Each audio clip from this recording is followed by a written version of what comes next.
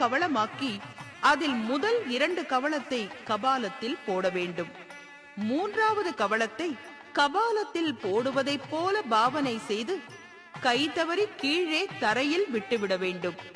உணவின் ருசிக்காக கபாலம் கீழே இறங்கும். உடனே நீ விஸ்வரூபம் எடுத்து பிரம்ம கபாலத்தினை உன் வலது காலால் நசுக்கி விட வேண்டும் என்றார். அதன்படியே தன் மூத்த புதல்வன் விநாயகரை அழைத்து தனக்கு காவலாக இருக்கும்படி கட்டளையிட்டாள் அங்காளி. அதன்படி இங்கே காவலுக்கு நின்ற விநாயகருக்கு பெயர்தான் சக்தி கணபதி. சிவனை பாத பூஜை செய்த அன்னை தன்னிடம் இருந்த முதல் கவளத்தை கபாலத்திடம் போட அது சாப்பிட்டது. 2வது கவளத்தையும் போட அதையும் ஆவலுடன் சாப்பிட்டது. 3வது கவளத்தினை போடுவது போல பாவனை செய்து அதை தரையில் இறைத்தாள்.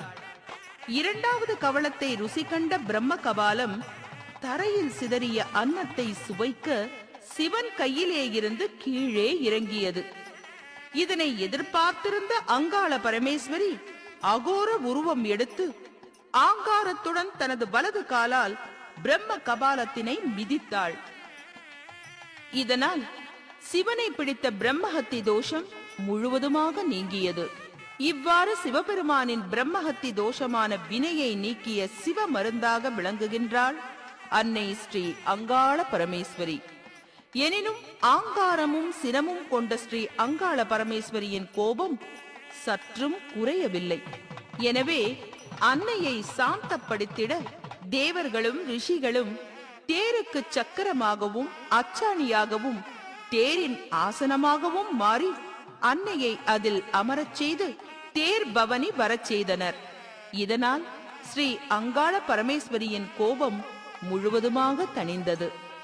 அன்னையும் அங்கேயே சாந்தமாக அமர்ந்து பூவுலக உயிர்கள் அனைத்திற்கும் அருள் பாலிக்க தொடங்கினாள். பிரம்ம கபாலத்தினை தன் காலில் போட்டு மிதித்து நசுக்கிய நாள் மகா சிவராத்திரிக்கு மறுநாள் மாசி அமாவாசை ஆகும். அன்றைய தினத்தில் அனைத்து அங்காளம்மன் ஆலயங்களிலும் மயான கொள்ளை உற்சவமாக உணர்ச்சி பெருக்குடன் கொண்டாடி மகிழ்கின்றனர். இதுவே அங்காள பரமேஸ்வரியின் வரலாறு ஆகும். மாசி அமாவாசை நாளன்று அகோர கோலத்துடன் சுடுகாட்டிற்கு செல்லும் அங்காளி ரத உற்சவத்தின் போது வீதி வலம் வரும் அழகே தனி, சொல்ல வார்த்தைகளே இல்லை. மலையா மலையழகி அம்மா மலையனூறு பேரழகி, மலையா மலையழகி அம்மா மலையனூறு பேரழகி, மஞ்ச முகத்தவளே காளி மேல்மலையனூறு அங்காளம்மா தேவி. அமாவாசை நாட்களில் அன்னையை ஊஞ்சலில் அமர வைத்து தாலாட்டு பாடுவதும் அவளது சிறப்பினை கூறுவதும் இந்த ஆலயத்தின் சிறப்புகளில் ஒன்று.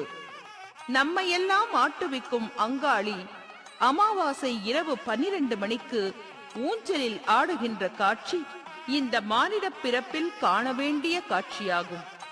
அன்னையோ ஊஞ்சலில் ஆட, நம் உள்ளமோ அவள் புகழ் பாட, ஈஸ்வரியின் விழிகளோ நமக்கு அருள்மொழி கூற நலம் பல சூழும் என்பது உறுதி. அன்னை ஊஞ்சலாடும் அழகை கண்டு பக்தர்கள் தேங்காயில் நெய் நிரப்பி விளக்கேற்றி ஆதிசக்தியாம் அங்காள ஈஸ்வரிக்கு தீபாராதனை காட்டுவது வழக்கமாக உள்ளது. ஊர்காக்கும் தாய் அவளின் திருவாசல் நாடி வருவோர் ஏராளம் ஏராளம் என்பதனை இந்த காட்சி நமக்கு தெளிவுபடுத்துகிறதல்லவா? ஆன்மீகம் ஒன்றே மனிதர்களாகிய நம்மை நல்வழிப்படுத்தும் என்பதற்கான அடையாளங்கள் இவையாகும். அம்மாவாசராத்திரி நேரம் அங்காளியே வட்டுக்காருப்பட்டி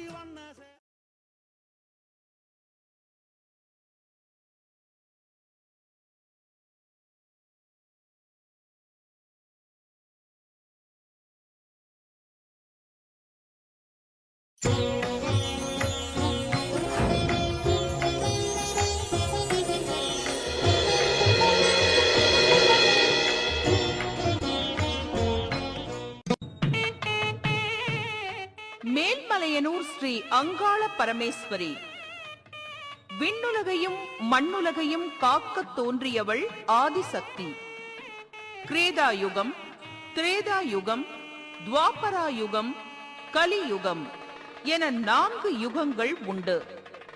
இவற்றில் தற்போது நடப்பது கலியுகம் என்பது நம் அனைவருக்கும் தெரியும். இந்த 4 யுகங்களுக்கும் முன்பாகவே சிவபெருமானின் பிரம்மஹத்தி தோஷம் நீங்கவும் உலகில் வாழும் அனைத்து உயிர்களின் வினைகளை போக்கவும் தோன்றிய ஆதி தெய்வம் ஸ்ரீ அங்காள பரமேஸ்வரி என்றால் அது மிகையல்ல. உலகம் பிறக்கும் முன் ஒரு நாழி முன் பிறந்தாள். கலியுகம் பிறக்கும் முன் 1/4 நாழி முன் பிறந்தாள். சூரியன் சந்திரன் இல்லாத நாட்டிலே முந்திப் பிறந்தாள். மூவரை ஈன்றெடுத்தாள். செத்து பிழைத்தாள். சிவனுக்கே பாரியானாள். மாண்டு பிழைத்து மறுரூபமான மாயசக்தி அங்காள பரமேஸ்வரி. சரணம் சரணம் அம்மா தாயே, எங்க சங்கரியே வாடியம்மா இப்போ.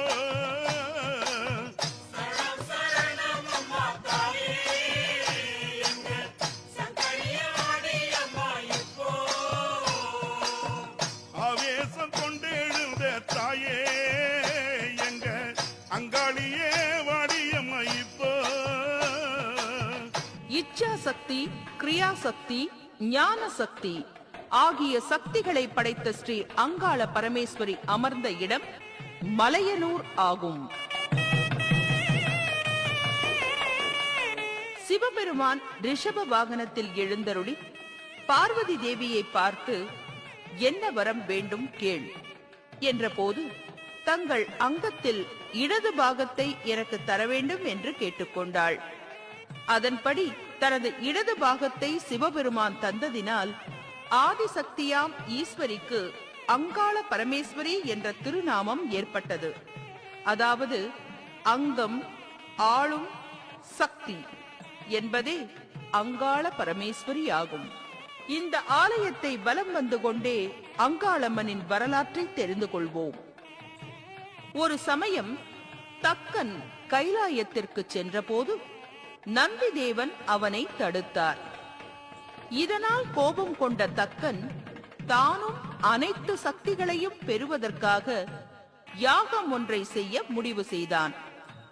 பிரம்மா, விஷ்ணு மற்றும் தேவர்களை அழைத்த தக்கன் யாகத்தின் தலைவனான சிவபெருமானை அழைக்கவில்லை. இதை அறிந்த தாட்சாயணி தன் தந்தையை தட்டி கேட்க விரும்பிய போது சிவபெருமான் தடுத்தார். அதனையும் மீறி யாகம் நடந்த இடம் சென்ற தாட்சாயினிக்கு அவமரியாதையும் அவமானமும் பரிசாக கிடைத்தன. இதனால் கோபமுற்ற தாட்சாயினி அகோர உருவம் கொண்டு ஆங்கார சக்தியாக மாறி தக்கனையும் அவனது யாகத்தையும் அழித்தாள். பின்னர் தாட்சாயணி தனது பூத உடலை யாக தீயில் மாய்த்துக் கொண்டாள். அதன்பின் உருவமற்ற அவதாரமாக நின்றாள் அங்காளி. நடப்பதை